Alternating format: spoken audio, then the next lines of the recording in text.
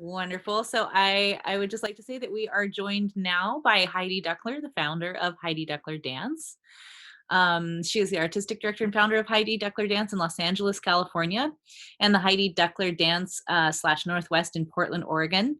Duckler has created more than 300 original dance works at unique sites in Australia, Germany, Russia, Hong Kong, Cuba, Chile, Canada, San Francisco, New York, Miami, Atlanta, Las Vegas, Portland, Seattle, and throughout Southern California, including just recently. Um, you had a very new production that was very cool.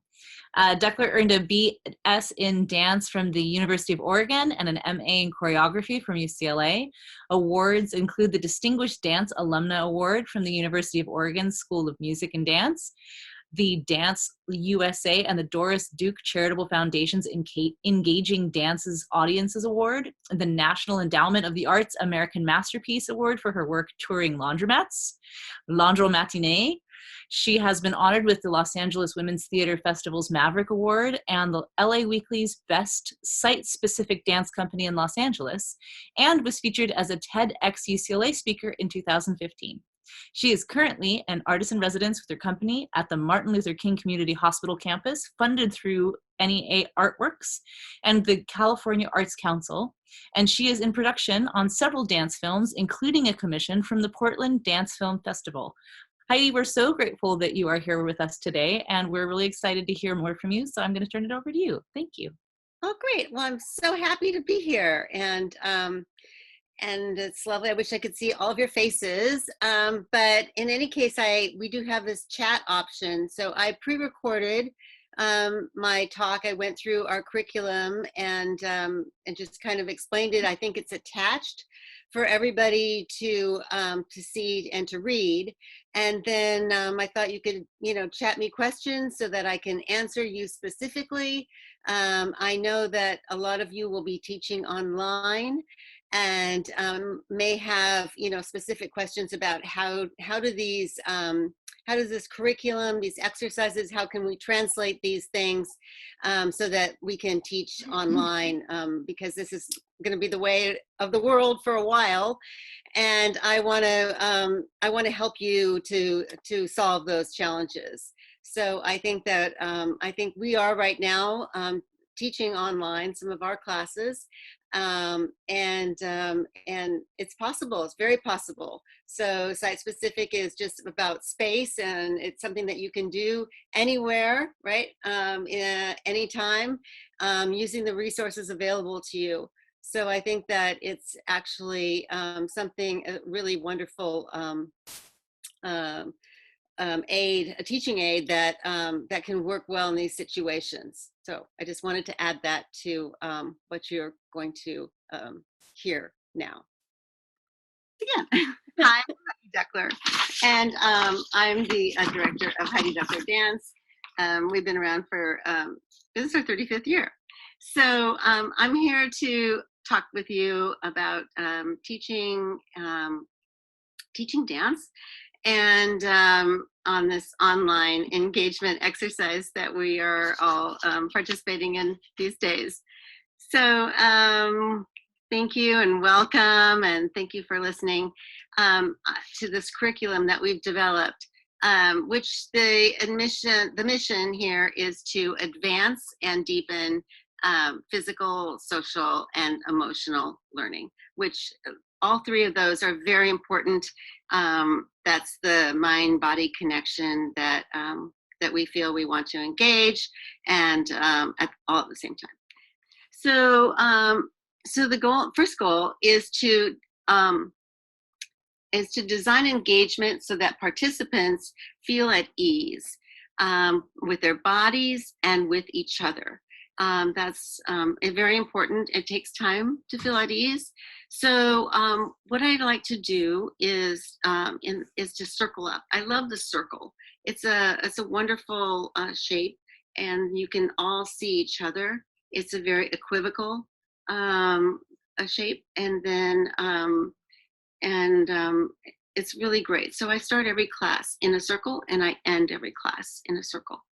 And then we play the name game. And even once you know everybody's name, we still play the name game because people, it's about identity and it's about how they really want to move.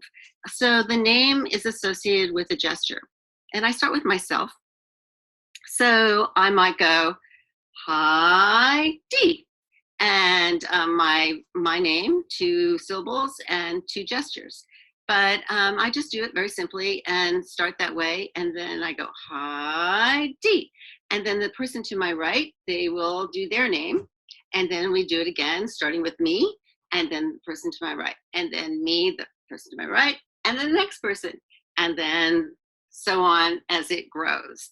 So it just grows as it goes around the circle, and then we keep going.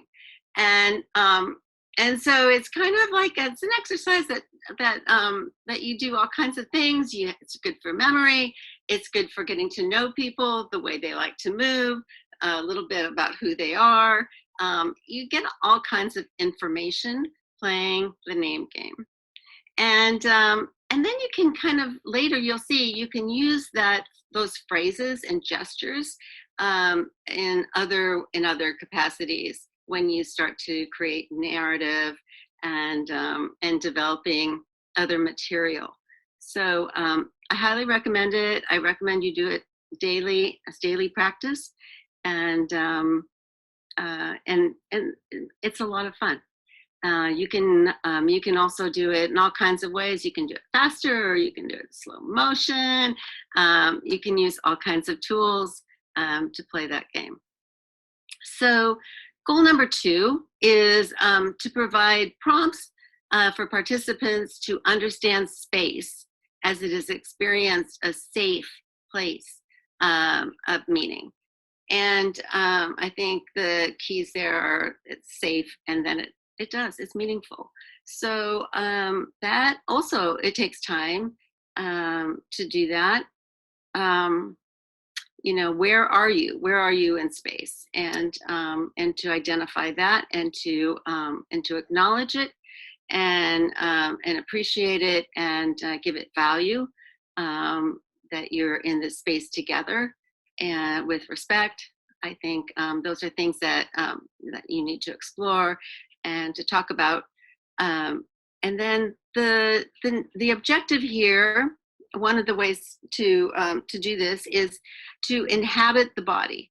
So it's your body, and other people's bodies are also inhabiting this space. And you want to activate the body and awareness and of all the senses. So you want to explore the body parts, energy, levels, stillness, which I love, walking and thinking together. And, by that, you're moving your feet, you're changing direction, you're leading maybe with your head, using your eyes, making connections between body parts, using your limbs. Don't forget the back body. So often times we forget, we're always moving forward and forgetting to use our back body as a point of expression. Moving your hips and warming them up. I love the expression taking up space. It's yours, it's yours to take up and use space.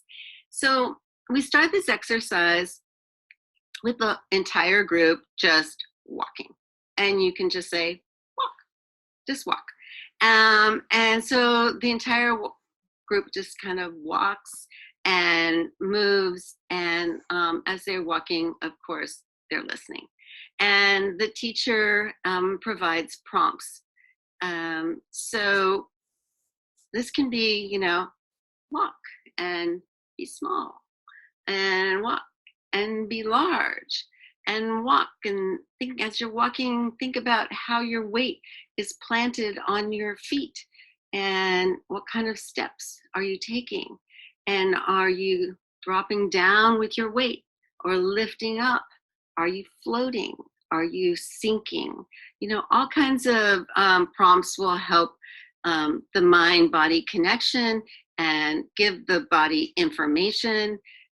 So all these things that I mentioned earlier about the back body, the hips warming up, lifting the arms and walking, moving through space and walking. Maybe you're looking at others and walking, making connections between relationships. Again, you can use those same tools, interruption and walking, relation and walking, um, expansion and walking. Those things can be introduced. It's really very, very simple and complex at the same time. All kinds of information is provided with walking. And so then from there, and walking does include noticing, but this in particular I call acts of noticing, because it's noticing things that are in your environment. It's noticing sound, light, texture, smell, patterns, each other, relationships, time, and I call it making a 360. So the difference between this and walking is something that we do on our own, our individual self.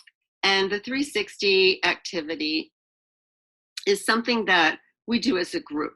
So the whole group starts in a point in space, and you go around the periphery, and you start, and then you make a whole 360, of course, and end up back where you started.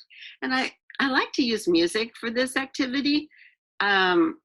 And just take your time. I mean, depending on, of course, how large the space is or not, you could take 15, 20 minutes with this activity. And you give I think, again, giving prompts, what's down low, use the levels, and what's right here, right at your eye level, and what do you see above you? And what do you smell, and what do you hear that's right close to you, and what do you hear that's way far away in the distance? And and then just all those things that the colors, what are you curious about? What do you want to explore further? And do you want to take someone and have them and engage them and have them notice with you? Or is there something in particular that you're really, fascinated with? Or maybe there's something that you don't really interested in at all. And what kind of information is there for you that's available to you that that you can use? And these are the things that you can that provide you with the stuff of narrative, the stuff of making a dance, of making phrases. So as many prompts and time that you can allow for that kind of exploration and the detailed engagement, it's good. Yeah. Okay, so that's exploring the environment and exploring it together as a group. And then we move into defining space, which is similar, but I think it's also about a more performative, and teaching a phrase, maybe to partner or group, and then having that phrase performed. So you can do this in a multitude of ways about defining space. The one I gave here is maybe creating an entrance for a group, which is kind of fun. An entrance can be anything, but defining what's inside, what's outside, and then sort of exploring those things as a group. Maybe one group will, make the entrance. One group will explore what that entrance means. How do you cross over it? How do you get inside it? How do you engage that way in space? So it's really spatial exploration. And whereas before we were kind of hugging the periphery, and now we're really out in space with our bodies, looking at, how do we do that? How do we create those shapes, and what do they mean? So really defining space and how we can define it with our bodies and each other. And then that really leads into collaboration, and it's all about collaboration.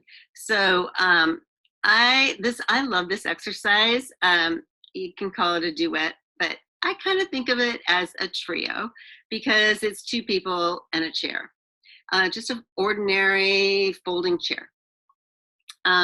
So give it plenty of time and divide two people and give them space in the room with the folding chair. I do it in silence, and then have them just come up with the material, but trying to use the chair in any way that it's not intended. So preps wouldn't sit on it, but and anything goes really. So they create whatever they create, and then give allow for time for everybody to be able to see what the creation results in. And it's not really product based; it's really process based. But it's nice to be able to provide some music. They don't need the music while they're creating, but a little music afterwards is fun. And then to change up the music to even see how the music is is a character as well, and how the music affects what they've made or not. But it's interesting to talk about that, and then also to kind of look at where the audience is, and maybe the performers can decide that. I sometimes ask, "Where would you like us to be?" And we play with that a little bit. Sometimes the audience can circle around, or the audience can all be in a group, and they're sort of like, they can be close, or they can be way far away, or the audience can maybe look at it from an aerial perspective, or they can all be lying on the floor and see it this way. Or it's fun to play where the audience is going to engage with the creation, and then they can talk about, well, how did that feel, how did it feel for the performer, how did it feel for the audience, what was the connection there, and how did it change depending on spatially, where the audience was and where the performer was, and what kind of music was happening, and who the chair was, and give some time for those conversations. um, and yeah, and then you can also play with slow motion, or you can speed it up, or then you can take two of the duets and put them together so they kind of comment on each other. Yeah, lots of relation. You can use interruption. All those tools can come into play with that exercise. And then we go into, of course, creating narrative, which finally you kind of get to a little bit more, and then dividing into small groups. So I think, giving those groups access to finding a place that interests them, that they're curious about, can be inside or outside. Honestly, it can be anywhere. It can be a staircase. It can be, I've seen pieces in the bathroom. It can be curbside. It can be, anything. But it's nice. A fun way to go about it is if they all have the same phrase material. You don't necessarily have to do it that way, of course. But let's say you use the phrase material from the name game. That would be interesting because everyone would have like the same language. And then using that same language, you would see all these different narratives telling different stories with the same language, for instance. That'd be kind of special. But that would just be one way of going about it. So yeah, so a composition in a found space is challenging and really fun to do, and how they establish meaning. There's multiple ways of going about that, but again, leave time for everybody to be able to to witness and to express, well, how did that come about, and what was the collaborative process like, and and then for the people who were watching to be able to also articulate, what did you see, and how did that feel, and yeah. Okay, so yeah, so those are the basically the tools of the curriculum. As you can see, they're open to your interpretation.